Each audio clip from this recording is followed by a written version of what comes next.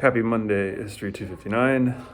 It's a new week, so welcome to it. I hope you all had a good weekend. If you're celebrating Easter, Passover, etc., or we're just hanging out, we are back on a beautiful day today, nice and rainy. Before I get to the video lecture, just a couple of things administratively. First, it looks like most of you turned in your second primary source paper. I did hear from a few of you who are having trouble submitting it on Blackboard. What I've done is extended the due date on Blackboard so that you can submit it. So if you're having trouble, go to the Assignments tab under Grade Center, and you should be able to submit it there. Like I said, I've heard from some of you who have had trouble submitting it. If you do have trouble, just email me. Although I will say that I would prefer that you try to submit it on Blackboard because it makes it easier for me to just keep track of all the essays. If you really can't, for some reason, just email it to me, but I would prefer you do it on Blackboard. That way it's just, again, easier for me to keep track of them. As I mentioned last week as well in an email, I've graded your first primary source essays, the ones you turned in all the way back in the last week of our regular classes before Corona struck. So you can find those grades under Grade Center as well. And so moving forward, the only things that we need to keep track of is, first of all, if you haven't turned in reading questions, there are 5 over the course of the semester. Just keep in mind that you'll need to do those. You can find those under the Assignments tab as well. If you've already turned in 5, then great. You don't have any more to do. And also, we have our final paper. So this week, either later today or tomorrow, Tuesday, the 14th, I'm going to post a prompt for your final paper. It'll be a prompt that will allow you to address the entire time period that we've talked about in this class, which is 1763 to about 1800. So keep an eye out for that. That's due double checking my dates here, that's due May the 20th, so you're going to have that more than a month in advance. And in the prompt, there will be more specific detail about how I want you to address the prompt and about the sources that you can use for it. Okay, so having said all that, today the topic is rebellion and reconstituting. There's a question mark there. So this talk, and certainly the chapter in Alan Taylor's American Revolutions, chapter 10 called Republics, builds upon what we discussed last week, which is to say the critical period, the period of American history immediately after the American Revolution. But the focus today is more strictly political, and it's true of what I'm going to talk about. It's also true of Alan Taylor's chapter called Republics, in that we're going to look at some of the political issues that led ultimately to the creation of the Constitution, and then we'll talk I'll talk for a little bit about the Constitution itself, but really more specifically about slavery and the Constitution. So if you have Alan Taylor's American Revolutions, go and pull it out, because I want to start with reading a key quotation from the very beginning of the chapter, and it's one that I think really sets the tone for today's topic, which is rebellion, internal conflict, and the very real potential of an internal rebellion within the early United States, and reconstituting, recreating the United States government. Because I think, for me at least, when I read this chapter and when I think about this time period, I think the main theme, it's one that I mentioned last week as well, the main theme to me about the 1780s is a critical period, the main theme for understanding why the Constitution was created.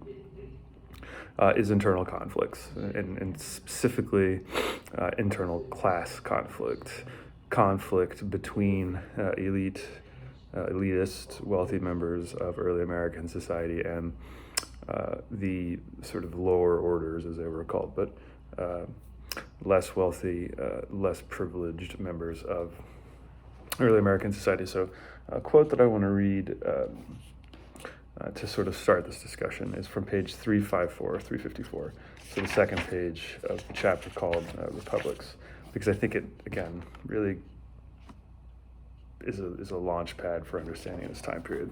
And so I'm reading from about 2/3 down the page, starting with a paragraph that begins with the word far. An important point Alan Taylor makes. He says, quote, "Far from promoting an across-the-board liberation within American society, the Patriot cause appealed primarily to common white men with some property, artisans in the towns, farmers in the countryside. Patriot leaders promised to enhance their advantages in property, class, race, and gender over others." And then moving down to the next paragraph. Republicanism, right, this political philosophy which we've talked about at some length, inflated the aspirations of common men who grumbled, and this is where we get to the key point about class conflict, who grumbled when wealthy gentlemen continued to grab the largest land grants, top commands, which is military commands, highest offices, and best contracts. So that quote alone, I think, really sets, again, the tone for today's theme, okay, which is internal class conflict as a primary factor in the ultimate creation of the Constitution. So I, along with Alan Taylor, will continue by just discussing the way that the American Revolution transformed governments, not yet on the national level, which is ultimately resulted in the Constitution, but at the state level, because something that tends to get lost in popular understandings of the American Revolution in the early United States is that, and this is related to the Articles of Confederation that we talked about last week, is that the early United States, when we look at it from the perspective of government, was dominated by the individual states and not by a national government. So for the period of the 1780s, when we're thinking about the politics of the early United States and the class conflicts that emerged in the 1780s, the critical period, we need to look at the state level. Because, and this discussion complements the discussion in Alan Taylor, pages 356 to 361. During the American Revolution, in fact, from its earliest stages in 1776 through the early 1780s, the major political change or change in government, while I fix my hair, was not the creation of a strong national government, but in fact, the text message, the transformation of government at the state level. So that, as Alan Taylor notes, of the original 13 states, 11 of them created new state constitutions as a result of the Declaration of Independence from the British Empire. The only two who did not were Connecticut and Rhode Island, which is mentioned briefly on 356, but the other 11 states did. And they did not create state constitutions that were identical. They reflected the particular conditions in those individual states. Some of the states created a more democratic, not completely democratic, but more democratic state government structures. And the most significant example there is Pennsylvania. I'll talk more about that in a second. While other states created recreated state governments that were much less democratic and which concentrated power in the hands of elites to a much greater degree. And the example in that area would be Maryland, which Alan Taylor notes created a state constitution that was to a pretty significant degree elitist. But before I talk a little bit more about especially Pennsylvania as the most democratic state government that was recreated during the American Revolution, a key point that is worth emphasizing now, and it's one that we'll return to moving forward next week and the week after, when we get to the period of the 1790s, is that these individual states, when they recreated their state constitutions, the 11 of 13 that did so with one primary goal in mind, which is defining who could exercise the right to vote. Contrary to today, where the national government has determined, and this began in the late 19th century, so after our time period, or after the American Civil War, but contrary to before the American Civil War. Today, the national government provides regulations that determine the right to vote. Before the Civil War, it was individual states determine who could vote and who could not. And this goes all the way back to, again, this period of the 1770s and 1780s. And in every state, in the post-revolutionary period, the most important fact is that the early United States, from the perspective of voting, was not democratic, meaning that every state, the 11 that recreated state constitutions, the 2, Rhode Island and Connecticut, which did not, all of them limited the right to vote first and most importantly to white men. So that disenfranchised all women with a couple of exceptions. And we'll get to those exceptions actually next week. And in most states, excluding men of color, although there were some exceptions there. And we'll again talk about those next week. But not only did these states exclude women and non-white men of color from voting, they actually, and there's some quote on page 358 that I want to read, they actually excluded some white men from voting. So in many ways, these were the opposite of democratic voting systems in the early United States, the individual states of the United States. So in general, and these varied state to state, so we have to generalize here, but in general, all states limited the right to vote to white men who owned property. So in rural areas, that is farmland, farm acreage. In urban areas, that's urban real estate. And men, therefore, had to own a specific amount of property in order to vote. So another way of expressing that is that there were property requirements. A man must own a certain amount of property in order to exercise the right to vote. So what this did in general across the early United States, even though there were differences between the individual states, in general what this did was enfranchised about 2/3 of white men, therefore disenfranchising 1/3 of white men. But the 2/3 of white men who were enfranchised across the early United States themselves constituted less than 1/3 of the adult population, which of course includes women as well. So another way to sort of think about that is that about 30% of the adults in early America could vote. So this is contrary, I think, pretty significantly runs contrary, there we go, to some sort of prevailing ideas now about the nation that the American Revolution caused. Right? If you think that the American Revolution was a movement in favor of democracy, then frankly you're wrong, because the voting restrictions tell us that was not true. Right? That the early United States was one in which most adults could not vote. Right? About 30%, a little less than 1/3. And Alan Taylor makes this very clear on page 358. It says, about 2/3 down the way of the page, by modern standards, the new state governments were not all that democratic. And again, although 2/3 of white men could vote for the assembly, the lawmaking bodies of the individual states, they comprised less than 1/3 of all adults, because women, black people, and the poorest whites lacked civil rights, in this case the right to vote. Most states, just continuing to read, also mandated an even stricter property qualification that precluded 90% of men, of all white men, from serving as a state senator or the governor. So not only was the right to vote restricted across the board, the ability of white men, most white men, to serve in the highest ranking positions of state governments as senators, as the governors, was also restricted to about only 10% of white men. So these were state structures that were extremely elitist. Again, another indication that the early United States was not a democracy.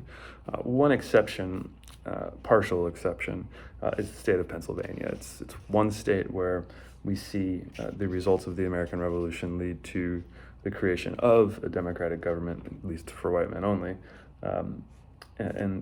This is unique to Pennsylvania because the vanguard of the American Revolution in Pennsylvania, the leaders of the American independence movement, and then the military leaders of the War for Independence in Pennsylvania themselves came from non-elite backgrounds. And on the top of page 359, Alan Taylor names a couple of key figures. One he doesn't name actually is Thomas Paine, somebody we've talked about quite a bit. They included George Bryan, a failed bankrupt merchant, James Cannon, a college, he calls him a college math professor, which isn't necessarily true, and Timothy Matlack, a brewer and gambler, right? Not your George Washingtons or Thomas Jeffersons or even Benjamin Franklin's. These are the leaders of Pennsylvania, came from a different class background. And so therefore the Constitution that was created for Pennsylvania, which was ratified in December of 1776, at the beginning of the War for Independence, was democratic, although not entirely by our 21st century standards. In Pennsylvania, 90% of white men could vote, and the requirement is that a man had to have paid any kind of tax of any amount in order to be able to vote. Pennsylvania's constitution created a state government, which was unicameral, meaning with only one house, not a lower House of Representatives and an upper chamber of the Senate. Unicameral houses are more democratic in that the directly elected representatives in the state of Pennsylvania did not have to attempt to create law with the interference of an elite house, upper house of the Senate. Pennsylvania, moreover, it created a unicameral house in which the members of the House were elected only for one-year terms, and they could never be elected more than 2 times in a row, meaning that there was significant churning, of representatives, so that the thinking was to prevent an individual or a group of individuals from concentrating too much power in themselves by serving in the House of Representatives for a significant amount of time. So the more turnover, that's the word I'm looking for, there is in the state assembly, the less likely it is that a particular faction or group of people will become too powerful within the state.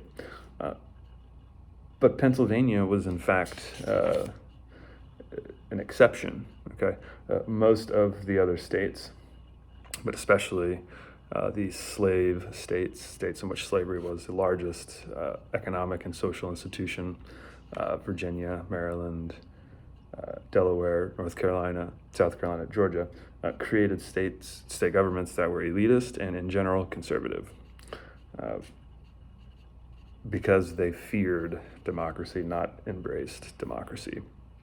So again, getting back to the major theme of this chapter, right, that conflict between elites and I suppose we would say lower class people really defined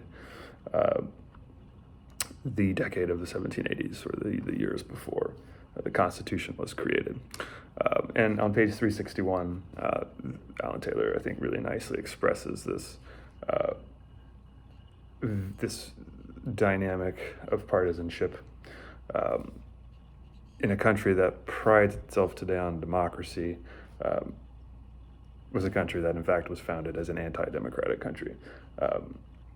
Conservatives had to learn how to mask their elitism, Alan Taylor says on page 361, but do so in the language of republicanism. How can, another way of putting that is, conservative elitists maintain their grip on power while doing so in a country founded on a political philosophy that empowers the people, the language of republicanism.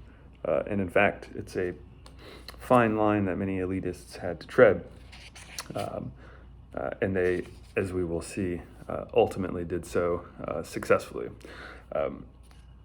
The next section of this chapter covers some of the topics that we talked about last week. Point 2, what made, or point 3, I should say, what made the 1780s the critical period? Well, as we discussed last week, aside from internal class conflict, it was financial difficulty. And so I'm not going to repeat myself too much here, but as Alan Taylor describes in pages from 361, it's a section called Muckworms, interestingly, through page 366, it describes some of these economic obstacles during the 1780s. He does do, I think, a really good job of describing Shays' Rebellion, which I mentioned briefly last week, where we can see class conflict come together with economic depression, financial difficulties, as many historians will say, the kind of defining moment of the United States, early United States, before the Constitution was created and ratified. Shays' Rebellion, a rebellion of poor farmers in western rural Massachusetts who rose up in rebellion against the state government, which was located in Boston and dominated by elite primarily Boston merchants. So there's an internal class conflict within Massachusetts, elitist versus non-elite, elite wealthy merchants in Boston versus poor, certainly non-elite Western farmers, which for a brief period in 1786 seemed to suggest that internal class conflicts would, not just in Massachusetts, but elsewhere in the United States where there were smaller uprisings of poor farmers, suggested to many people that the early United States, before the Constitution was created, was so shaky as to be potentially disintegrate.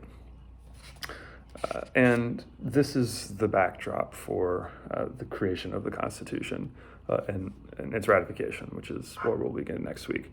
But the most important point, I think, in understanding the Constitution and why the Constitution was created, and I think this very much runs against popular understandings of the creation of the Constitution, is that most importantly, the impetus, the motivation for creating the Constitution was elitist fears of democracy, elitist fears that lower orders, as they called them then most commonly, but lower classes would either rise up in rebellion or possibly take control of state governments. So fear of democracy rather than the intention for creating a democratic nation which prized the principles of liberty was actually the impetus for the creation of the Constitution. And Alan Taylor makes this point very clearly on page 370. He says, losing faith in republicanism, this political philosophy, some gentlemen, elites, wanted to substitute a constitutional monarchy possibly to control democracy in the states. So there was a movement in the 1780s to actually, amongst a small number of influential elites, to in fact replace a representative government, a republic, with a monarchy, which is something that is usually glossed over. It certainly is in the popular memory that there was a movement to create a king of the United States, a country which of course prided ourselves then and now on not having illegal social aristocracy. So in this kind of context, fear of democratic impulses from lower orders, lower class people in the states, the Constitutional Convention was in fact brought together by elite men of property, which was another way of saying wealthy elites, in order to, in a really a last-ditch effort, to recreate a government that could protect elite interests, but do so in a framework of a republic, which is what the agenda was for the Constitutional Convention. How do we recreate a national government, remembering that the Articles of Confederation was weak and ineffectual, which we discussed last week. How do we create a stronger national government which can restrain democracy, not support democratic political impulses? And Alan Taylor says this explicitly on page 373 at the very bottom. Contrary to modern belief, the founders did not intend to create a national democracy, and that point can't be emphasized enough. Instead, they designed a national republic to restrain state democracies, meaning democratic impulses in state governments, which they blamed for the United States woes. And I can't put it better myself. And that's more than anything the key point for today. And so this helps us make sense of the government that was created through the Constitution. I won't go into too much detail about the individual portions of the Constitution because this is an upper level class, and I think we've probably all are familiar with the governmental structure that was created in the Constitution, right? The three branches of government: executive, judiciary, legislative, the president, the national court system, and Congress. We are also all probably familiar, I hope, with the checks and balances system, that each branch of government is checked by and can check the powers of the other branches of government so that one branch does not become too powerful and become a tyrannical force. I think we're probably all familiar with, hopefully we are, the way in which the Congress was constituted into two houses, which continue to exist today. The House of Representatives, which was meant to reflect the will of the people, meaning common white men primarily. And the House of Representatives, for that reason, is the less powerful of the two houses of Congress. It still is today. It's larger in terms of its membership, but its members only serve 2-year terms, whereas senators serve six-year terms. The House of Representatives is apportioned by population.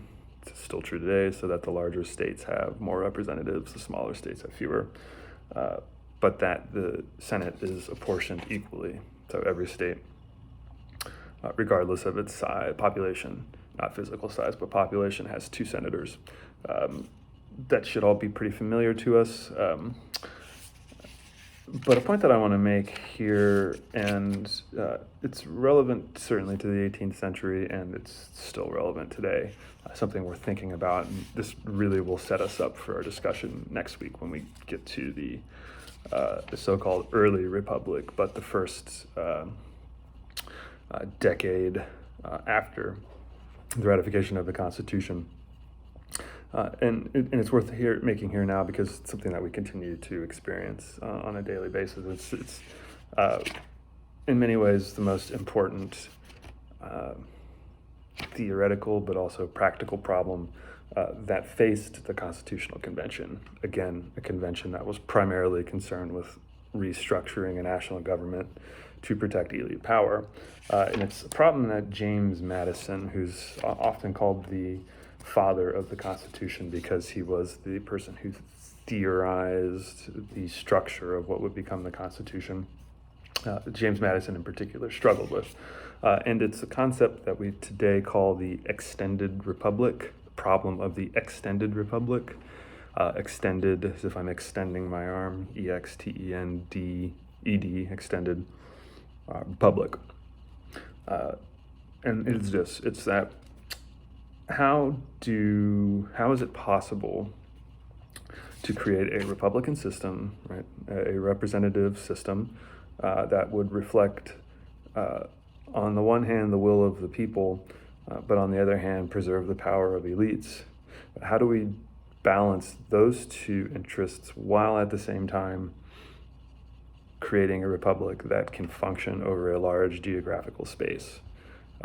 And not just function over a large geographical space, but include different interest groups, that vary from region to region, which often have competing interests, competing goals, competing social and economic goals.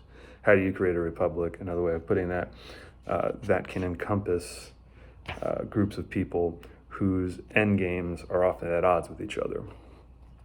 And so this was the main problem, creating an extended republic. And it's one that the Constitutional Convention struggled with, I would say, the most. It's why for example, legislative branch is structured as it is, with the House of Representatives and a Senate. It's why, for example, the national judiciary was given as much power as it was, but especially the power to review the constitutionality of national laws as its major check on the legislative branch. It's why the chief executive of the United States, aka the president, is given both political power but also military power, remembering that the chief executive of the United States is the commander-in-chief. The president is the commander-in-chief of American military forces. It's why, for example, the Constitutional Convention spent so much time debating how to apportion representation in the House of Representatives. A lot of the sort of the underlying explanations for some of the curious ways in which the United States government functions finds its origin, its starting point in this idea of how to balance different contending interest groups over an extended, within a Republican framework, over an extensive geographical space and over a diverse democratic population. Something to continue to think about as we move forward, but especially beginning next week. The other issue, and this is where Alan Taylor ends the selection, where the selection ends that I asked us to read today. So I asked us to read 353 to pages 383, so not quite the entire chapter, called Republics. The second major issue, slavery. How would the institution of slavery be incorporated into, and how would it be recognized by a new national government? And here again, we can begin to think about this question in terms of the intentions of the Constitutional Convention and the elite men who were the delegates to the Constitutional Convention. As Alan Taylor notes, there were 57 members of the Constitutional Convention, 57 delegates from the 13 states, 25 of whom were slaveholders.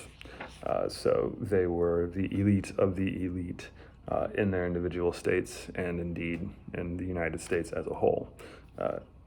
Southern slaveholders and the 25 delegates who represented them at the Constitutional Convention were adamant that slavery, the institution of chattel slavery, receive protection from the possibility of a new national government interfering with it, and in a worst case scenario for slaveholders, that a new national government might have the authority potentially in the future to force a state to abolish slavery.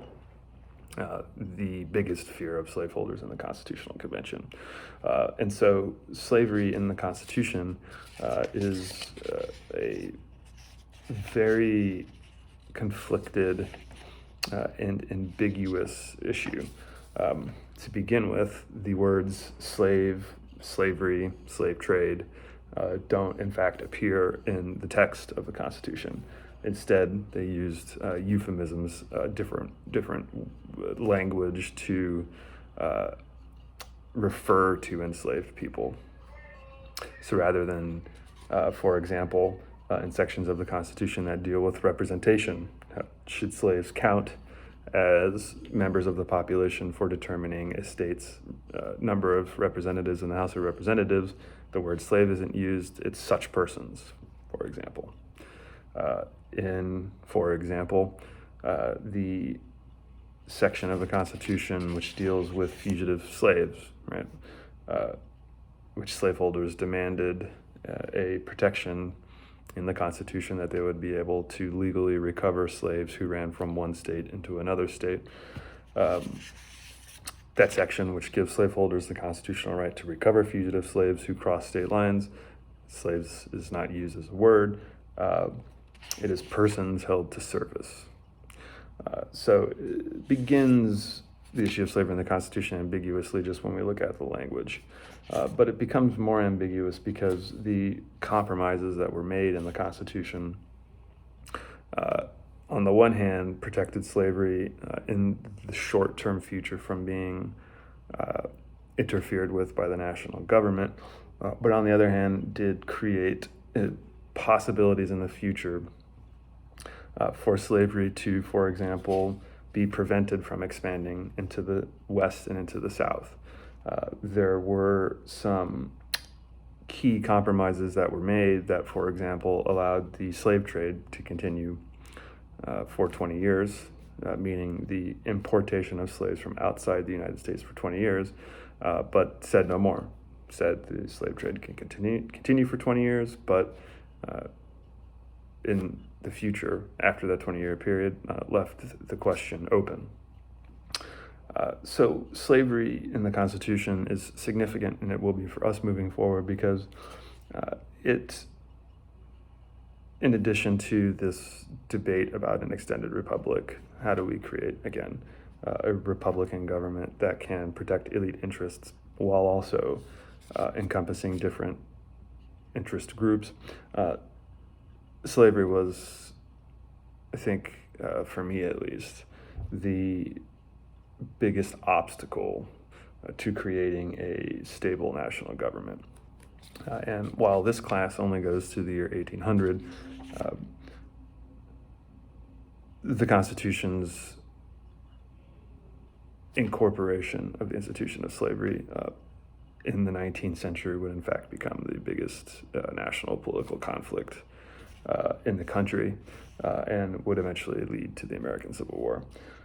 So I'm going to stop there for today because now we've discussed the Constitution and we are set up for the last 4 weeks of class in which we'll discuss topics related to the, again, period called the Early Republic, which for us will be the years from 1788 until 1800, the formal end of our class.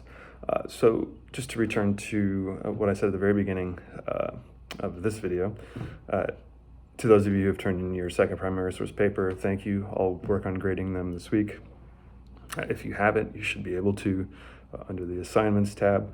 If you're having problems doing that, please email me and we'll figure out a way to get those essays uploaded. But as I said, please do try to upload them to Blackboard. It'll make my life easier just by having them all in one place. And finally, as I said, later this week, either later today, which is Monday, or tomorrow, which is Tuesday the 14th, I will create and distribute through Blackboard your prompt for the final paper. So keep an eye out for that. And if you have any questions, issues, just keep in touch with me. And please continue to be well, quarantine yourself, social distance. I hope you and yours are safe, healthy. And I will come back to you with another video next Monday. But as I said, keep an eye out for the assignment, either tomorrow or more likely Tuesday, the 14th. And on Wednesday, I will email you with your discussion board prompt for this week. Okay, so I'm going to sign off. Have a good rest of your day, and you will hear from me tomorrow and Wednesday via email and next Monday via video. Okay, thanks.